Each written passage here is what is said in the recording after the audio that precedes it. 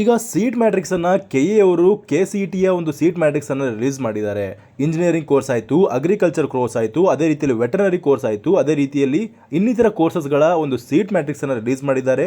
ಈ ಸೀಟ್ ಮ್ಯಾಟ್ರಿಕ್ಸನ್ನು ಯಾವ ರೀತಿಯಲ್ಲಿ ಡೌನ್ಲೋಡ್ ಮಾಡ್ಕೊಳ್ಬೇಕು ಮೊಬೈಲಲ್ಲಿ, ಕೇವಲ ಡೌನ್ಲೋಡ್ ಮಾಡ್ಕೊಳ್ಳೋದಲ್ಲ, ನಮ್ಮ ಕೆಟಗರಿಯಲ್ಲಿ ಎಷ್ಟು ಸೀಟ್ಸ್ಗಳಿದ್ದಾವೆ ಎಂಬುದನ್ನು ನೀವು ಯಾವ ರೀತಿಯಲ್ಲಿ ನೋಡಬೇಕೆಂಬುದನ್ನು ಈ ಒಂದು ವಿಡಿಯೋದಲ್ಲಿ ಪೂರ್ತಿಯಾಗಿ ನಿಮಗೆ ವಿವರಿಸಲಿದ್ದೇನೆ.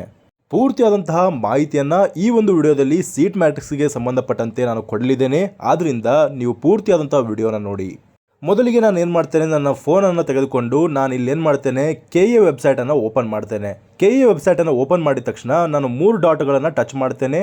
3 ಡಾಟನ್ನು ಟಚ್ ಮಾಡಿ ಇಲ್ಲಿ ಪ್ರವೇಶ ಅಂತ ಇದೆಯಲ್ಲ, ಆ ಪ್ರವೇಶವನ್ನು ಟಚ್ ಮಾಡಿ UGCET 2026 ಇದೆಯಲ್ಲ, ಅದನ್ನು ನಾನು ಏನು ಮಾಡ್ತೇನೆ, ಸುಮ್ಮನೆ ಒಂದು ಟಚ್ ಮಾಡ್ತೇನೆ. ಟಚ್ ಮಾಡಿದ್ಮೇಲೆ ನನಗೆ ಈ ರೀತಿಯ ಒಂದು ಪೋರ್ಟಲ್ ಓಪನ್ ಆಗುತ್ತೆ. ಇಷ್ಟು ನೀವು ಪ್ರೊಸೀಜರನ್ನು ಫಾಲೋ ಮಾಡಬೇಕು ಪ್ರತಿ ಬಾರಿಯೂ. ಇದಾದ ನಂತರ ಸೀಟ್ ಮ್ಯಾಟ್ರಿಕ್ಸ್ ಮತ್ತು ಕಟ್ ಆಫನ್ನು ಟಚ್ ಮಾಡಬೇಕು. ಅದರಲ್ಲಿ ನಿಮಗೆ ಕಾಣಿಸ್ತದೆ ಇಂಜಿನಿಯರಿಂಗ್ ಡ್ರಾಫ್ಟ್ ಸೀಟ್ ಮ್ಯಾಟ್ರಿಕ್ಸ್ ಮತ್ತು ಅಧಿಸೂಚನೆಗಳು, ಮತ್ತು BSc ಅಗ್ರಿಕಲ್ಚರ್ ಮತ್ತು ಕೃಷಿ ವಿಜ್ಞಾನ, ಈ ರೀತಿ ವೆಟರ್ನರಿ ಕೋರ್ಸ್ದು ಮತ್ತು BSc ನರ್ಸಿಂಗ್ನ ಒಂದು ಸೀಟ್ ಮ್ಯಾಟ್ರಿಕ್ಸನ್ನು ರಿಲೀಸ್ ಮಾಡಿದ್ದಾರೆ. ನಾನು ವೆಟರ್ನರಿಯನ್ನು ಟಚ್ ಮಾಡ್ತೇನೆ. ಟಚ್ ಮಾಡಿದ ಮೇಲೆ ಇಲ್ಲಿ ನಿಮಗೆ ಈ ರೀತಿಯ ಒಂದು ಸೀಟ್ ಮ್ಯಾಟ್ರಿಕ್ಸ್ ಓಪನ್ ಆಗುತ್ತೆ. ಈ ಒಂದು ಸೀಟ್ ಮ್ಯಾಟ್ರಿಕ್ಸನ್ನು ನೀವು ನೋಡ್ಕೊಳ್ಬೋದು. ಈ ಒಂದು ಸೀಟ್ ಮ್ಯಾಟ್ರಿಕ್ಸ್ ಅಷ್ಟೇ ಅಲ್ಲದೆ ನಾನು ಬೇರೆ ಒಂದು ಕೋರ್ಸ್ಗಳ ಸಿಲೆಕ್ಟ್ ಮಾಡ್ತೇನೆ ಅಂದರೆ ಅದನ್ನು ಟಚ್ ಮಾಡಿ ಅದನ್ನು ಡೌನ್ಲೋಡ್ ಮಾಡ್ಕೊಳ್ಬೋದಾಗಿರುತ್ತೆ. ಈಗ ನಾನು ಪ್ರತಿಯೊಂದು ಈ ಒಂದು ಸೀಟ್ ಮ್ಯಾಟ್ರಿಕ್ಸ್ ಇದೆ ನೋಡಿ, ಈ ಸೀಟ್ ಮ್ಯಾಟ್ರಿಕ್ಸಲ್ಲಿ ನಿಮ್ಮ ಕೆಟಗರಿಯ ಒಂದು ಸೀಟ್ಸ್ಗಳ ಸಂಖ್ಯೆ ಎಷ್ಟಿದೆ ಪ್ರತಿಯೊಂದು ಕಾಲೇಜಿನಲ್ಲಿ ಎಂಬುದನ್ನು ಈ ಒಂದು ವಿಡಿಯೋದಲ್ಲಿ ಎಕ್ಸ್ಪ್ಲೇನ್ ಮಾಡಿದ್ದೇನೆ. ಬನ್ನಿ, ನಾನಿಲ್ಲಿ ಕನ್ಸಿಡರ್ ಮಾಡ್ತಾ ಇರೋದು ವೆಟರ್ನರಿಯ ಒಂದು ಸೀಟ್ ಮ್ಯಾಟ್ರಿಕ್ಸನ್ನು ಕನ್ಸಿಡರ್ ಮಾಡ್ತಾ ಇದ್ದೇನೆ. ಬಟ್ ನಿಮ್ಮ ಒಂದು ಕೋರ್ಸ್ ಆಗಿರ್ಬೋದು, ಯಾವುದಾದ್ರೂ ಆಗಿರ್ಬೋದು, ಅಗ್ರಿಕಲ್ಚರ್ ಕೋರ್ಸ್ ಆಗಿರ್ಬೋದು, ಇಂಜಿನಿಯರಿಂಗ್ ಕೋರ್ಸ್ ಆಗಿರ್ಬೋದು, ಎಲ್ಲದಕ್ಕೂ ಇದೇ ಒಂದು ಸ್ಟ್ರಾಟಜಿಯನ್ನು ನೀವು ಯೂಸ್ ಮಾಡಿಕೊಂಡು ನಿಮ್ಮ ಕೆಟಗರಿಯ ಒಂದು ಸೀಟ್ಸ್ಗಳ ಸಂಖ್ಯೆ ಎಷ್ಟಿದೆ ಎಂಬುದನ್ನು ನೋಡ್ಕೊಳ್ಬೋದಾಗಿರುತ್ತೆ. ಅಷ್ಟೇ ಅಲ್ಲದೆ ನಿಮಗೆ ಪರ್ಟಿಕ್ಯುಲರ್ ಆಗಿ ಒಂದು ಕಾಲೇಜ್ನಲ್ಲಿ ಎಷ್ಟು ಸೀಟ್ಸ್ಗಳಿದ್ದಾವೆ ಎಂಬುದನ್ನು ಕೂಡ ನೀವು ಇಲ್ಲಿ ಸೀಟ್ ಮ್ಯಾಟ್ರಿಕ್ಸಲ್ಲಿ ನೋಡ್ಕೊಳ್ಬೋದು. ನಿಮ್ಮ ಕೆಟಗರಿಯಲ್ಲಿ ಆ ಒಂದು ಕಾಲೇಜ್ನಲ್ಲಿ ಎಷ್ಟು ಸೀಟ್ಸ್ಗಳಿದ್ದಾವೆ ಎಂಬುದನ್ನು ಕೂಡ ನೀವು ನೋಡ್ಕೊಳ್ಬೋದು. ಬನ್ನಿ ಈಗ ನೋಡೋಣ. ನಾನೀಗ ನನ್ನ ವೆಟರ್ನರಿಯ ಸೀಟ್ ಮ್ಯಾಟ್ರಿಕ್ಸನ್ನು ಓಪನ್ ಮಾಡಿದ್ದೇನೆ. ಈ ರೀತಿಯಲ್ಲಿ ಇಟ್ಕೊಂಡು ನೋಡಿದರೆ ನಿಮಗೆ ಏನೂ ಕಾಣಿಸೋದಿಲ್ಲ. ಆದ್ದರಿಂದ ಈ ಒಂದು ಪೇಜನ್ನು ನೀವು ಜೂಮ್ ಮಾಡ್ಕೊಳ್ಬೇಕಾಗುತ್ತೆ. ಜೂಮ್ ಮಾಡಿ ನೋಡಿದಾಗ ಮೊದಲಿಗೆ ನಾನು ಎಡಭಾಗದಿಂದ ಸ್ಟಾರ್ಟ್ ಮಾಡ್ತೇನೆ, ಅದರಿಂದ ಬಲಭಾಗದಲ್ಲಿ ಸ್ಟಾರ್ಟ್ ಮಾಡ್ತೇನೆ. ಎಡಭಾಗದಿಂದ ಬಲಭಾಗಕ್ಕೆ ನಾನು ಈ ಒಂದು PDF ಅನ್ನು ಯಾವ ರೀತಿಯಲ್ಲಿ ನೀವು ರೀಡ್ ಮಾಡಬೇಕು ಎಂಬುದನ್ನು ತೋರಿಸ್ತೇನೆ. ನಾನಿವಾಗ ಇದನ್ನು ಜೂಮ್ ಮಾಡಿದಾಗ ನನಗೆ ಫಸ್ಟಿಗೆ ಸೀರಿಯಲ್ ನಂಬರ್ಗಳು ಕಾಣಿಸ್ತವೆ. ಎಷ್ಟು ಕಾಲೇಜ್ಗಳಿದ್ದಾವೆ ಟೋಟಲ್ ಆಗಿ ಈ ಒಂದು ಕೋರ್ಸ್ಗೆ ಅಂತವ್ರದನ್ನು ನಾವು ಇಲ್ಲಿ ಸೀರಿಯಲ್ ನಂಬರ್ ವೈಸ್ ನೋಡ್ಕೊಳ್ಬೋದಾಗಿರುತ್ತೆ. ಅದಾದ ನಂತರ ಕಾಲೇಜ್ನ ಕೋಡ್ ಇರುತ್ತೆ. ಈ ಕೋಡ್ ಇದೆ ನೋಡಿ, ಈ ಕೋಡನ್ನು ನೀವು ಬರ್ಕೊಂಡು ಇಟ್ಕೊಳ್ಬೇಕು. ಯಾಕಂದರೆ ಇದೇ ಒಂದು ಕೋಡನ್ನು ನೀವು ಇಟ್ಕೊಂಡು ಈ ಆಪ್ಷನ್ ಎಂಟ್ರಿಯನ್ನು ಮಾಡ್ತೀರಾ, ಕಾಲೇಜ್ನ ಕೋಡ್ ಕೂಡ ಇಂಪಾರ್ಟೆಂಟ್ ಆಗುತ್ತೆ. ಎಕ್ಸಾಂಪಲ್ ಆಗಿ ಇಲ್ಲಿ ನೋಡಿ, ವೆಟರ್ನರಿ ಕಾಲೇಜ್ ಹೆಬ್ಬಾಳದ ಕಾಲೇಜ್ ಇದೆ ನೋಡಿ, ಈ ಒಂದು ಕಾಲೇಜ್ನ ಕೋಡ್ V001 ಆಗಿರುತ್ತೆ. ಈ ಒಂದು ಕೋಡನ್ನು ನೀವು ಕಾಲೇಜ್ ಜೊತೆಗೆ ಬರ್ಕೊಂಡು ಇಟ್ಕೊಳ್ಬೇಕಾಗುತ್ತೆ ಪ್ರಿಯಾರಿಟಿಯನ್ನು ಮಾಡುವಾಗ. ಮುಂದೆ CRS ಕೋಡ್ ಅಂದ್ರೆ ಏನು, ಕೋರ್ಸ್ನ ಒಂದು ಕೋಡ್ ಇರುತ್ತೆ. ಪ್ರತಿಯೊಂದು ಕೋರ್ಸ್ಗೂ ಕೂಡ ಒಂದು ಕೋಡ್ ಇರುತ್ತೆ. ಇಲ್ಲಿ ನೀವು ವೆಟರ್ನರಿ ಸೈನ್ಸ್ ಅನ್ನು ತೆಗೆದುಕೊಂಡಿರೋದ್ರಿಂದ VS ಅಂತ ಇಲ್ಲಿ ಮೆನ್ಷನ್ ಮಾಡಿದ್ದಾರೆ. ಇದೊಂದು ಅಷ್ಟೊಂದು ಇಂಪಾರ್ಟೆಂಟ್ ಆಗಿರೋದಿಲ್ಲ.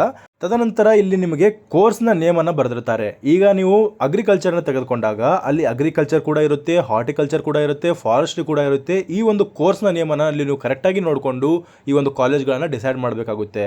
ಇಲ್ಲಿ ನಿಮಗೆ ಎಲ್ಲವೂ ಕೂಡ ವೆಟರ್ನರಿ ಸೈನ್ಸ್ ಅಂತ ಬರೆದಿದ್ದಾರೆ, BVSc ಮತ್ತು AH ಅಂತ ಬರೆದಿದ್ದಾರೆ. ಇದನ್ನು ಕರೆಕ್ಟಾಗಿ ನೋಡ್ಕೊಳ್ಬೇಕು. ಈಗ ಕೆಲವೊಂದು ಕಾಲೇಜ್ಗಳು ಪ್ರೈವೇಟ್ ಆಗಿರುತ್ತೆ, ಬಟ್ ಈ ಎಲ್ಲ ವೆಟರ್ನರಿ ಕಾಲೇಜ್ಗಳು ಗೋರ್ಮೆಂಟ್ ಆಗಿರೋದ್ರಿಂದ ಕೋರ್ಸ್ ಟೈಪ್ ಕೂಡ ಇಲ್ಲಿ ನಿಮಗೆ ಏನು ಕಾಣಿಸ್ತಾ ಇದೆ, ಗೋರ್ಮೆಂಟ್ ಅಂತ ಕಾಣಿಸ್ತಾ ಇದೆ. ಈಗ ಒಂದು ಕಾಲೇಜನ್ನು ಮಾತ್ರ ಕನ್ಸಿಡರ್ ಮಾಡಿ ನಾವು ನೋಡೋಣ. ಈಗ ವೆಟರ್ನರಿ ಕಾಲೇಜ್ ಹೆಬ್ಬಾಳದ ಕಾಲೇಜ್ ಇದೆ ನೋಡಿ, ಈ ಒಂದು ಕಾಲೇಜ್ನ ಸೀಟ್ ಮ್ಯಾಟ್ರಿಕ್ಸನ್ನು ಯಾವ ರೀತಿ ರೀಡ್ ಮಾಡಬೇಕು ನಾನಿಲ್ಲಿ ನೋಡ್ತೇನೆ. ಮೊದಲಿಗೆ ಕೋರ್ಸ್ ಕೋಡನ್ನು ನೋಡ್ತೇನೆ, ಈ ಒಂದು ಕಾಲೇಜ್ನ ಕೋಡನ್ನು ನೋಡ್ತೇನೆ, ಅದಾದಮೇಲೆ ಯಾವ ಕೋರ್ಸ್ ಇದೆ ಅನ್ನೋದನ್ನು ನೋಡ್ತೇನೆ, ಅದಾದಮೇಲೆ ಕೋರ್ಸ್ ಟೈಪನ್ನು ನೋಡಿಕೊಂಡು ಮುಂದೆ ಇಲ್ಲಿ ಸೀಟ್ ಟೈಪ್ಗಳನ್ನು ಕೊಟ್ಟಿದ್ದಾರೆ. ಈಗ ಬಹಳಷ್ಟು ಜನಕ್ಕೆ ಕನ್ಫ್ಯೂಸ್ ಆಗೋದೇನು, RK ಅಂದ್ರೇನು, HK ಅಂದ್ರೇನು. RK ಅಂದ್ರೇನು, ರೆಸ್ಟ್ ಆಫ್ ಕರ್ನಾಟಕ ಅಂತ ಕರೀತಾರೆ. ಈಗ SK ರೀಜನ್ ಇದೆ ನೋಡಿ, ಈ ಒಂದು ರೀಜನನ್ನು ಹೊರತುಪಡಿಸಿ ಉಳಿದ ಎಲ್ಲ ಕರ್ನಾಟಕದ ಭಾಗವನ್ನು ಏನಂತ ಕರೀತಾರೆ, RK ರೀಜನ್ ಅಂತ ಕರೀತಾರೆ.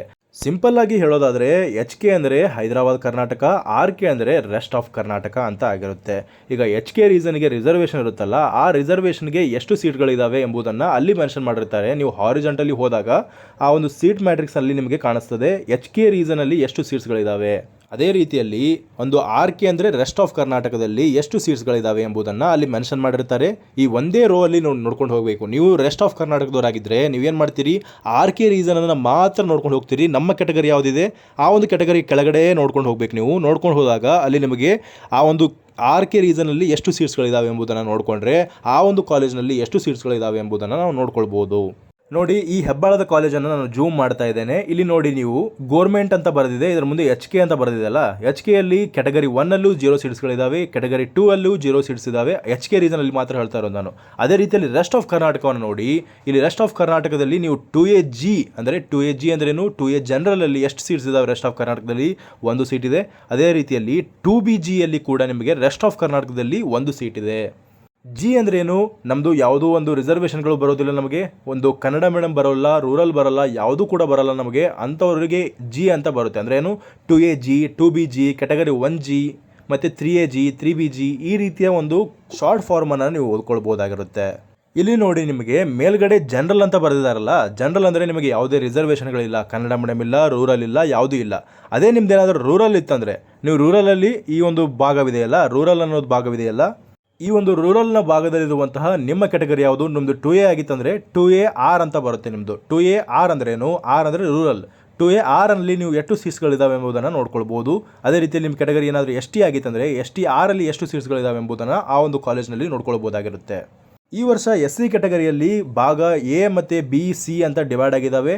ನಿಮ್ಮ SCA ಅಲ್ಲಿ ಎಷ್ಟು ಸೀಟ್ಸ್ಗಳಿದ್ದಾವೆ, SCB ಅಲ್ಲಿ ಎಷ್ಟು ಸೀಟ್ಸ್ಗಳಿದ್ದಾವೆ, SCC ಅಲ್ಲಿ ಎಷ್ಟು ಸೀಟ್ಸ್ಗಳಿದ್ದಾವೆ ಎಂಬುದನ್ನು ನೀವು ನೋಡ್ಕೊಳ್ಬೋದಾಗಿರುತ್ತೆ.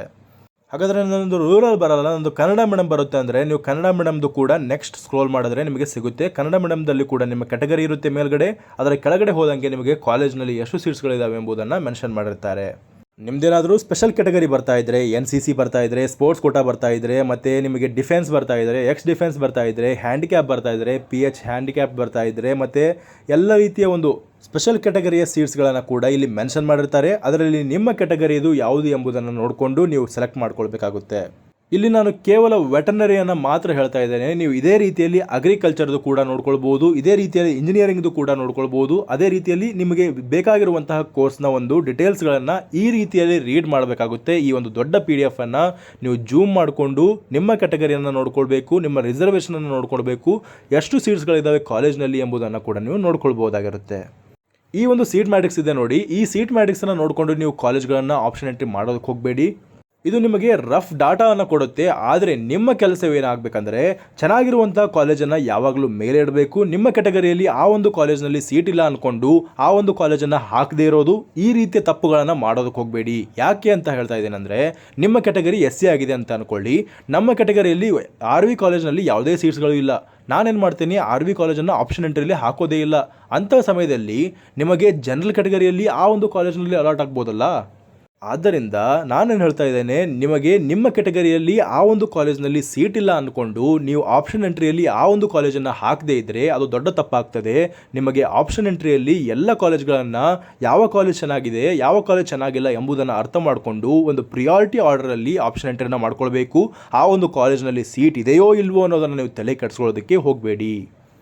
ಇದಿಷ್ಟಾಗಿತ್ತು ಇವರೆಗಿನ ಮಾಹಿತಿ. ಈ ಮಾಹಿತಿ ನಿಮಗೆ ಇಷ್ಟವಾಗಿದ್ದರೆ ಚಾನಲನ್ನು ಸಬ್ಸ್ಕ್ರೈಬ್ ಮಾಡಿಕೊಳ್ಳಿ. ಹಾಗೆ ನಿಮ್ಮ ಫ್ರೆಂಡ್ಸ್ಗಳಿಗೂ ಈ ವಿಷಯವನ್ನು ಶೇರ್ ಮಾಡಿ. ಧನ್ಯವಾದಗಳು.